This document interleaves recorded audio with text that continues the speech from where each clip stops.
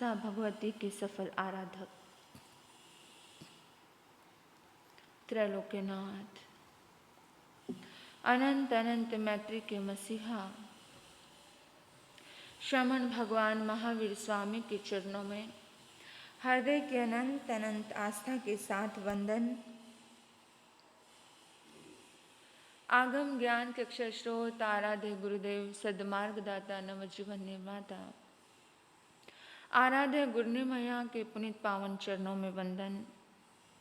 मेरे जीवन में आए हुए समस्त उपकारियों के उपकारों को याद करते हुए उन सभी के चरणों में प्रणाम वंदन नमन करती हूँ। संयम जीवन की सहयोगी प्रिय साध्वी जी, धर्मानुरागी धर्म बंधुओं एवं बहनों, आपके अंतर में विराजमान आपकी पवित्र आत्मा को मेरा नमन है। जन्म जन्म के दुखों का नाश करने वाली, कल्याण में मंगल का दर्शन कराने वाली प्रभु महावीर की वीतरागवाणी आप सभी प्रभु कृपा से, गुरु कृपा से श्रवण कर रहे हैं।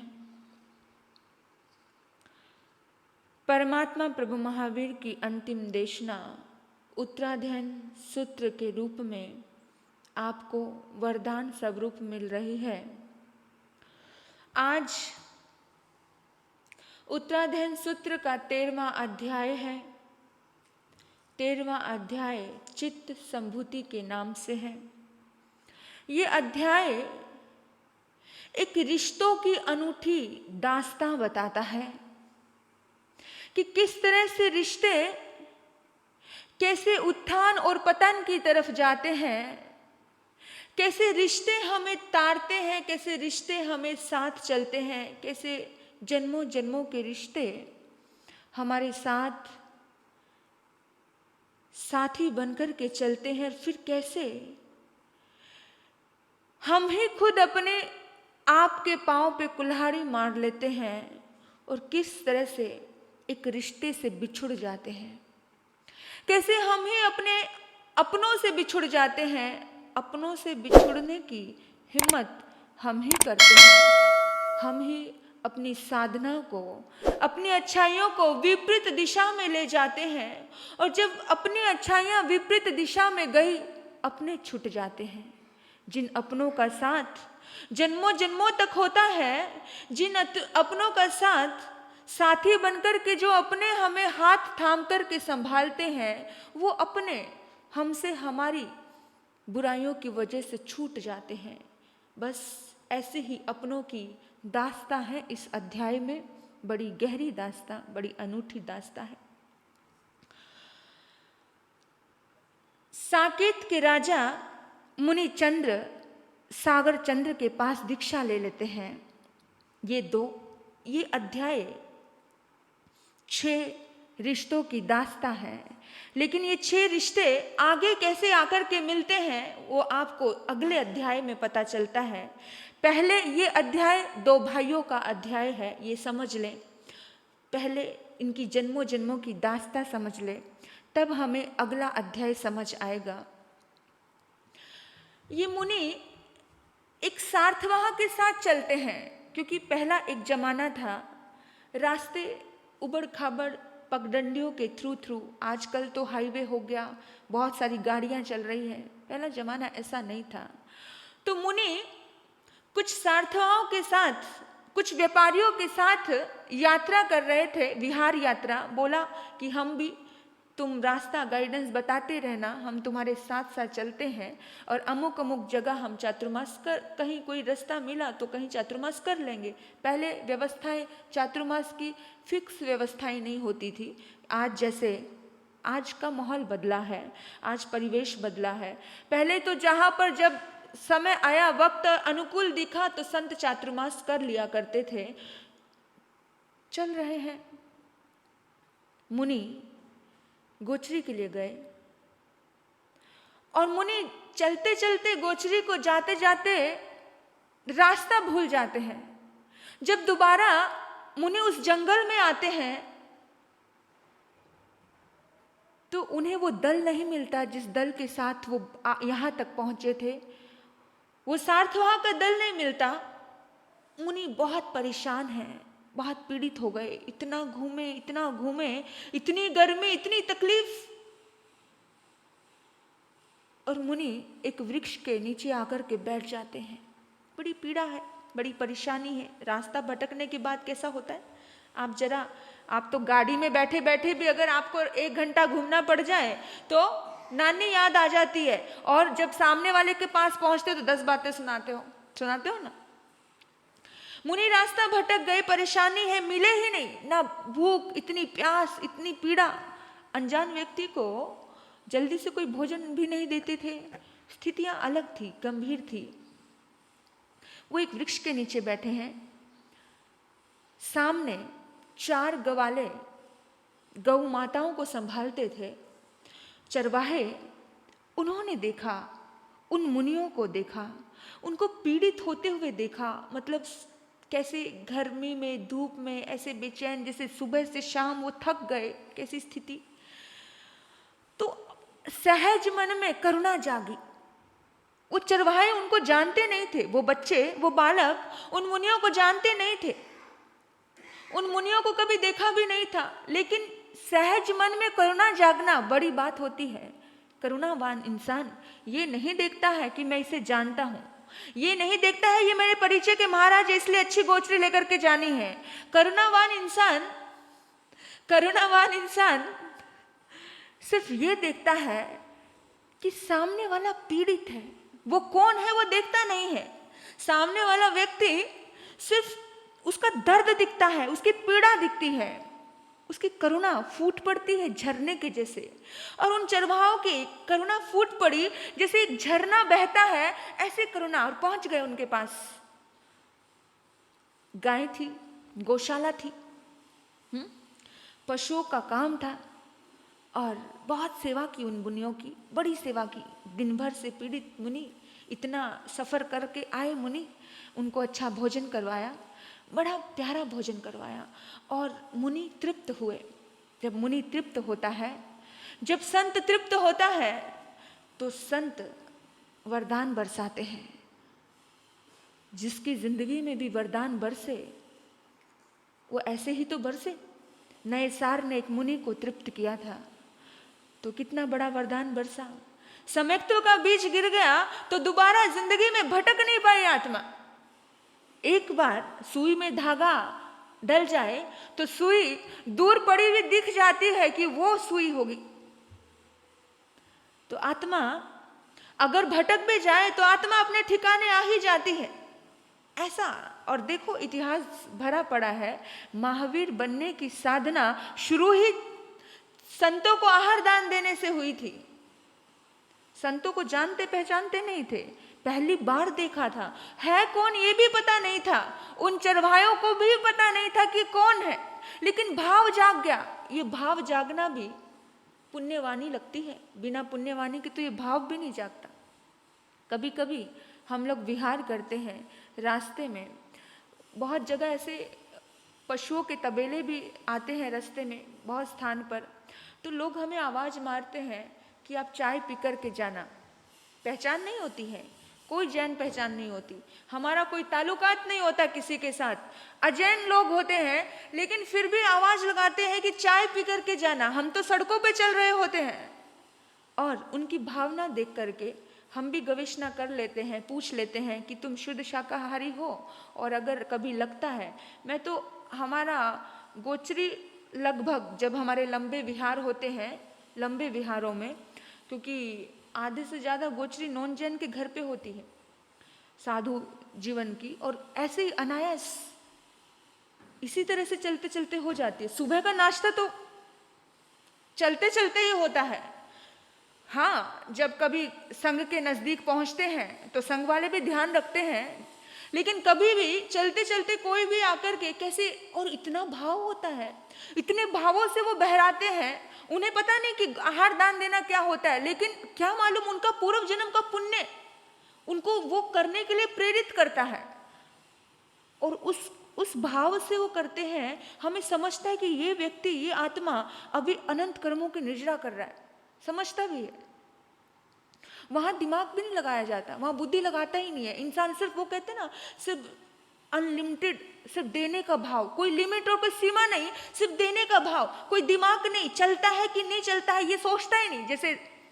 जैसे धन्ना सार्थवाह ने ये चिंतन ही नहीं किया था कि ये घी जमीन पे जा रहा है या पात्रे में जा रहा है, सिर्फ ये चिंतन था मेरा दिया हुआ संत के पात्र को छू रहा है, बस ये चिंतन। वो जमीन पे जा रहा है ये चिंतन ही नहीं था।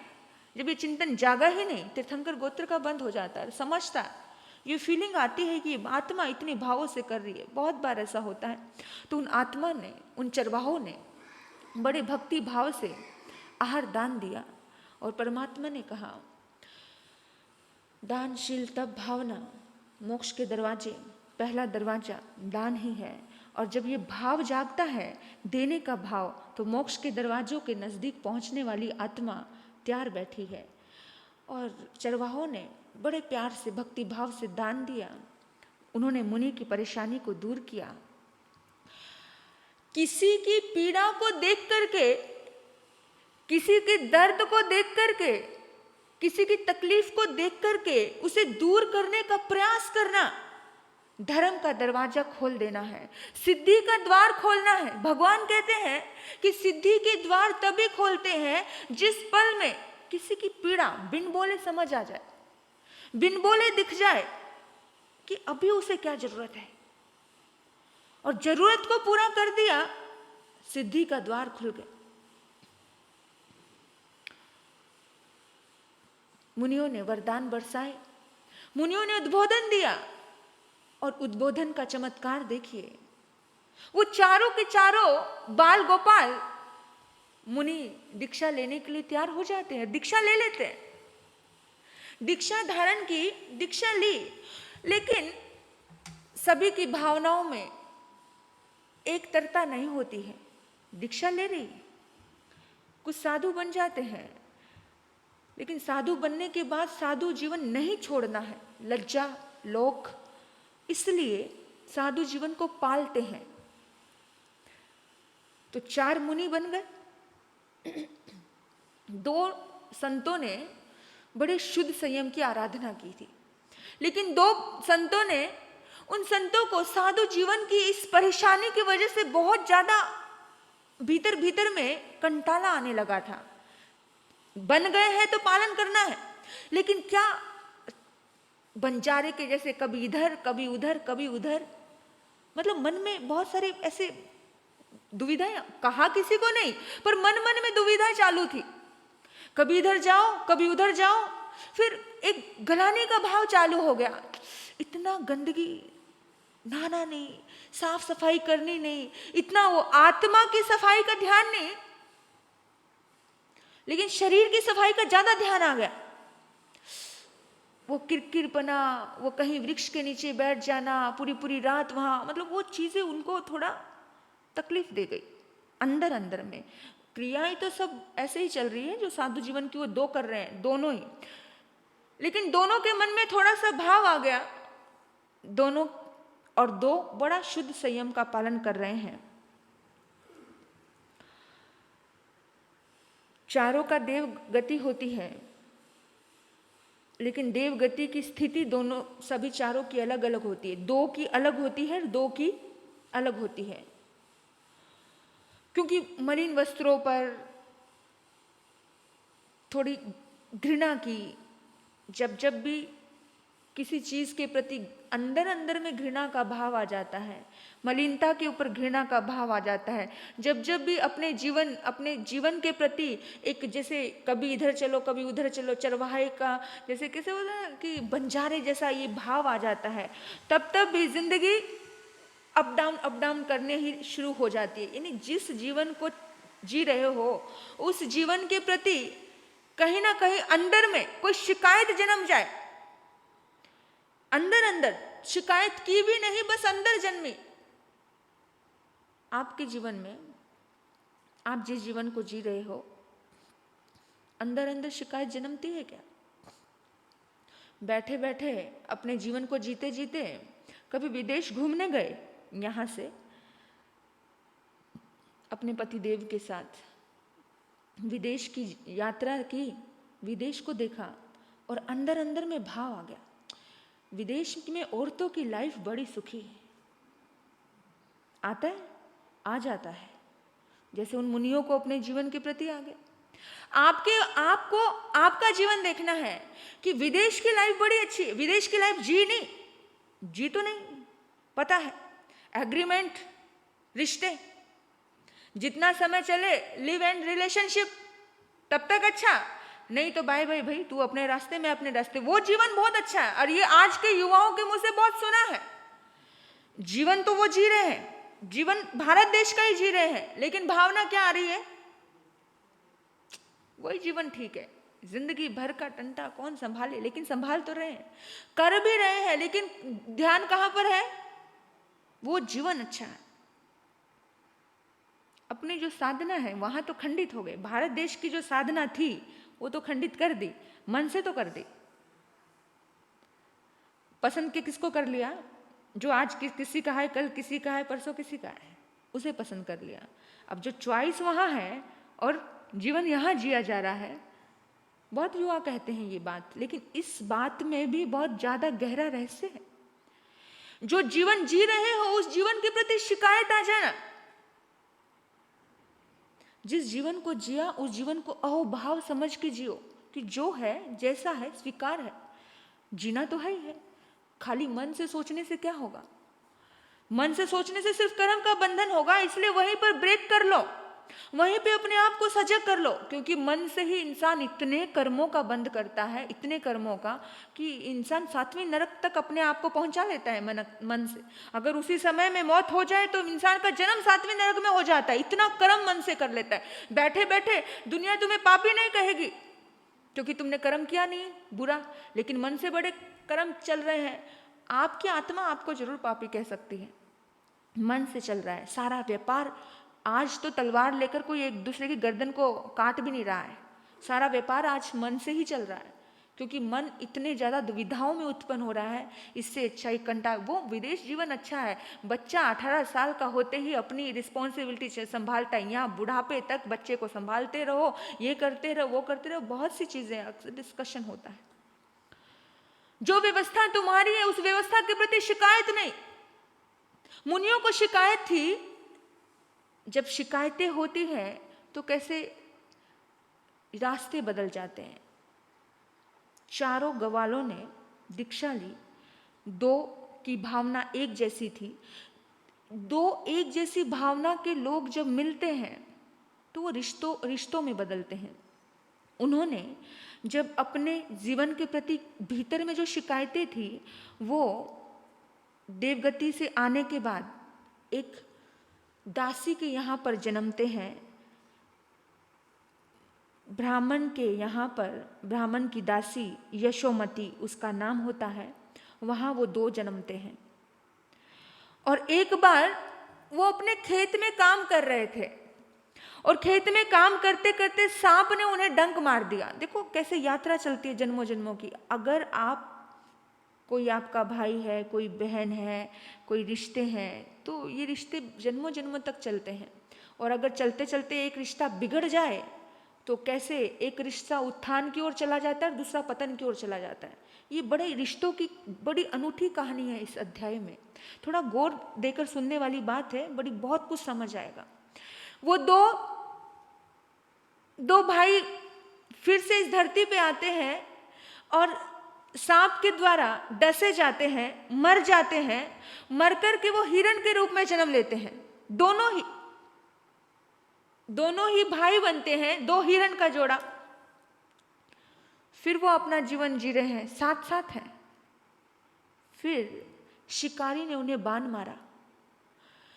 बाण मारने से एक साथ दोनों की मृत्यु होती है, एक ही बाण से। फिर दोनों मारे जाते हैं। फिर उसके बाद जन्म होता है राजहंस के रूप में, हंस बनते हैं। वो हंसों का जोड़ा बड़ा प्यारा लगता है, बड़ा लुभावना लगता है। लेकिन कुछ मछुए आए, उन्होंने उन हंसों को पकड़ लिया और उनकी गर्दन मरोड़ दी। वहां पे भी वो मारे जाते हैं। दोनों की जिंदगी, जन्म साथ में, मौत साथ में हो रही है, जीवन भी साथ में हो रहा है। गतियां कैसे कैसे साथ साथ चल रही है। कुछ रिश्ते हमारे भी जन्मों जन्मों के साथ चलते हैं, समझ नहीं आते, लेकिन चलते हैं, तभी तो मिल रहे हैं।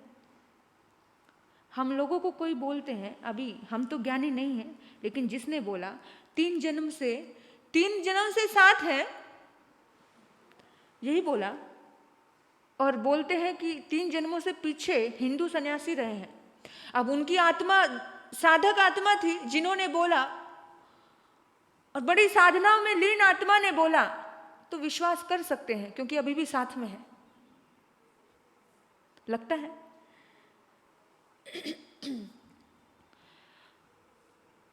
फिर दोबारा उनका एक वैभव संपन्न भूदत्त नामक चंडाल के यहाँ पर जन्म होता है। किसके यहाँ पर? चंडाल के यहाँ पर। क्यों जन्म होता है? शिकायती रहे थे। शिकायती आत्मा उसको संपूर्ण कभी कुछ नहीं मिलता। जो हमेशा शिकायत करता रहा, जिसको हमेशा अधूरापन खटकता रहा, जो कभी संतुष्ट होकर के नहीं जिया, तो उसे संतुष्टि मिलती ही नहीं है, वो हमेशा अधूरा बनता है, हर जन्म में अधूरापन। अब वो दोनों चंडाल के यहाँ उत्पन्न होते हैं। संपन्न थे, वैभव था, लेकिन चंडाल जाति थी। दोनों वो हंस मर करके चंडाल के यहाँ पुत्र के रूप में जन्मे। बड़े सुंदर थे, वो खूबसूरत थे। एक का नाम चित्त था और दूसरे का नाम संभूत था। ये दोनों भाई वाराणसी में उस समय के जो राजा थे, उनका नाम था शंख, और वहां का उनके मंत्री का नाम था नमुची। नमुची अश्लील व्यवहार की वजह से कुछ ऐसा अपराध कर बैठा कि राजा ने उसको मृत्यु दंड दिया। अब जब मृत्यु दंड दिया तो उसको वध का काम चंडाल को सौंपा जाता था। चंडाल ये काम करते थे। तो चंडाल कौन था? भूदत्त चंडाल को ये काम सौंपा गया, और राजपुरोहित था वो। जब राजपुरोहित को मृत्यु दंड देना है, तो भूदत्त के मन में कहीं करुणा जागी, और मृत्यु दंड मारना है यार, मारना। कभी कभी चंडाल के मन में भी कहीं भगवान का जन्म हो जाता है। तो उसने नमुची को कहा, मौत का काम मुझे सौंपा है, मैं तुझे मारूंगा नहीं, लेकिन तू मेरा एक काम करेगा। बोला, क्या काम करना है? मेरे बच्चों को पढ़ाएगा, क्योंकि पहले चंडाल जाति के बच्चों को कोई ब्राह्मण पढ़ाता नहीं था। चंडाल जाति के बच्चों को शिक्षण नहीं मिलता था, एक उच्च लेवल पे पहुंच नहीं पाते थे। तो भूदत्त ने सोचा कि मेरे बच्चे अच्छे पढ़ जाएंगे, इनको चंडाल जाति से अपने आप मुक्ति मिल जाएगी, यानी ये कुछ अच्छा काम कर पाएंगे, भूल जाएगी दुनिया इनकी जात को, इनकी पात को। तो नमुची ने स्वीकार किया। मेरे बंधुओं, ये होता है सहयोग, ये होता है सहयोग। जब परस्परो ग्रह जीवानाम, तुम दूसरे के काम आओ, दूसरा तुम्हारे काम आता है। ये सहयोग जिंदगी में चलता है तो इंसान बहुत आगे जाता है। लेकिन जब सहयोग का अपमान किया जाता है, जब सहयोग की लाज नहीं रखी जाती है, तब बहुत भयानक कहर बरसता है। कहते हैं कि इंसान अपना स्वभाव कभी नहीं छोड़ता, स्वभाव कभी नहीं बदलता है। और अगर इंसान अपना स्वभाव बदलने के लिए तत्पर नहीं है, तो इंसान बार बार ही वो गलती करता है। नमुची ने स्वीकार तो कर लिया, उन दोनों बच्चों को पढ़ाना। चुपचाप छुप करके भूदत्त चंडाल के यहाँ रहता है। एक ब्राह्मण मजबूरी क्या नहीं करवाती, एक चंडाल के यहाँ रह रहा है, खाना वहाँ खाता है, सोता वहाँ है, सारा काम वहाँ कर रहा है। अब भूदत्त चंडाल को बड़े काम है, उसको छुप कर नहीं रहना है, उसको अपना दुनिया चलानी है, अपनी जिंदगी चलानी है। वो कर रहा है काम, बाहर जाता है, लेकिन घर में पत्नी है।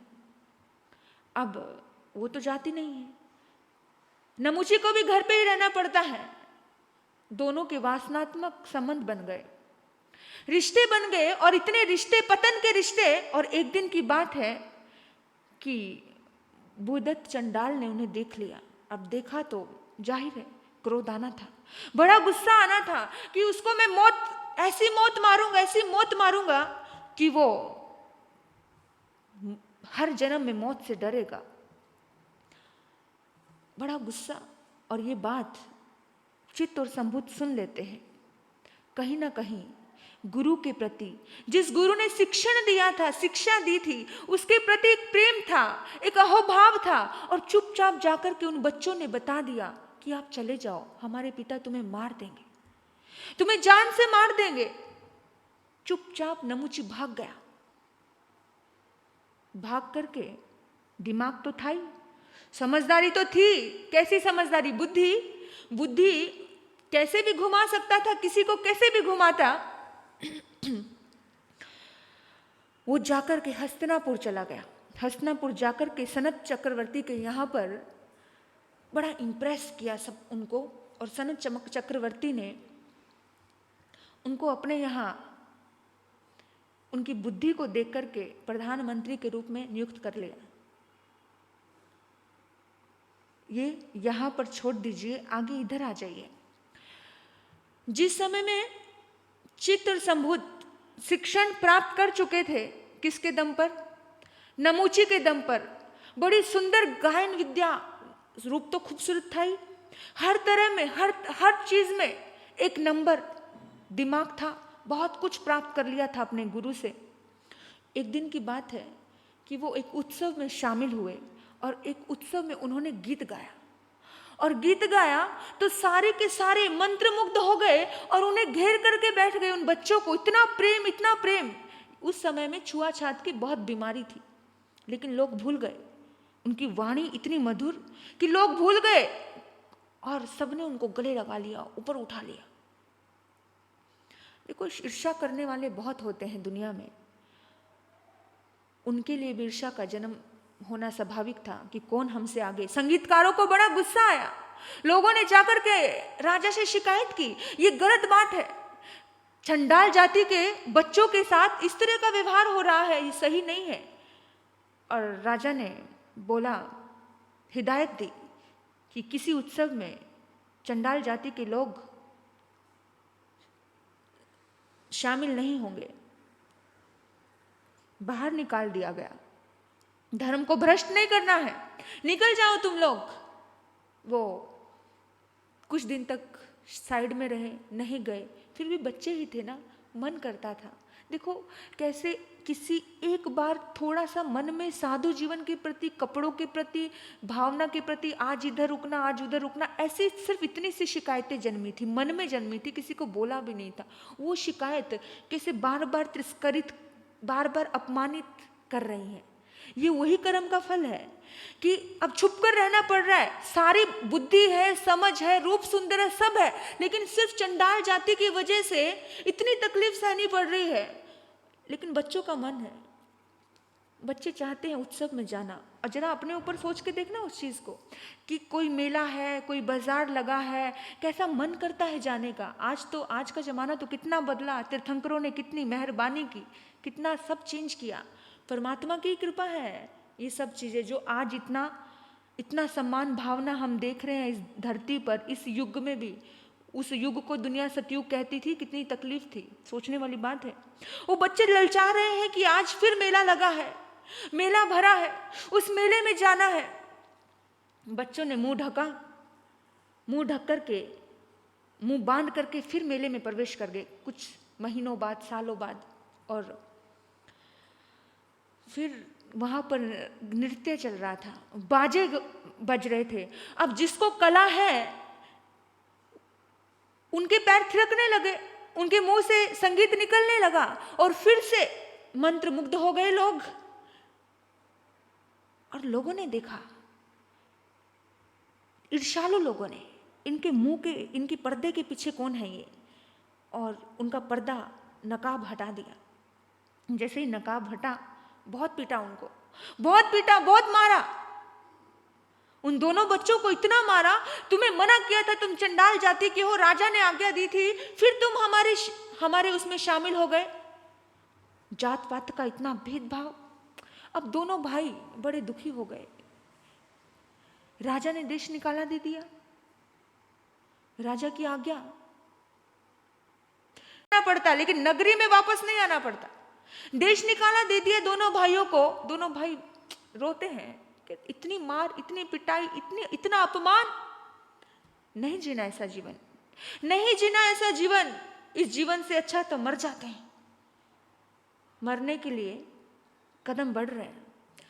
एक पहाड़ी पर चलते हैं, पहाड़ी पर वहां से छलांग लगा देंगे, मर जाएंगे, काम खत्म। दोनों भाई ने हाथ में हाथ लिया, चलो इस दुनिया से किनारा करते हैं। ये दुनिया हमें कभी स्वीकार नहीं करेगी भाई, हमें नहीं जीना इतनी अपमान भरी जिंदगी। जाते हैं उस पहाड़ी पर, कूदने लगते हैं। ऐसे ही एक मुनि ने पीछे से दोनों के कंधों पर हाथ रखा, एक संत ने। देखो जन्मों जन्मों के कैसे रिश्ते चलते हैं। संत को भोजन करवाया था और कैसे जन्मों जन्मों में, आज भी वो भी संत जन्मों जन्मों तक, कभी कभी संत सन्यासी जीवन मिलता ही रहता है, कोई पुण्य उदय होते हैं। दो मुनियों ने हाथ रखा उन दोनों बच्चों के ऊपर, कंधे पर। पीछे मुड़कर देखा, कौन? नहीं, छोड़ दो हमें, हमें मरने दो, हमें नहीं जीना। मुनि ने प्यार से गले लगाया, मुनि को गले लगाया था ना, मुनि को भोजन करवाया था जब पीड़ित थे, जब प्यासे थे, जब भूखे थे। फिर जब जिंदगी में तुम्हें जरूरत पड़ती है तो कोई ना कोई इसी रूप में आकर के वही आत्मा तुम्हें संभालती है। संभाल लिया, बिठाया अपने पास। बच्चे रोने लगे, नहीं जीना। बोला क्या हुआ? दुनिया हमें अपमानित करती है, तुम भी हमें मत छुओ, हम चंडाल जाति के हैं। बोला अरे दुनिया तुम्हारी दुश्मन बनी है, मैं समझता हूं, लेकिन तुम अपने दुश्मन क्यों बन रहे हो भाई? तुम तो अपने मित्र बनो, दुनिया दुश्मन बनती है।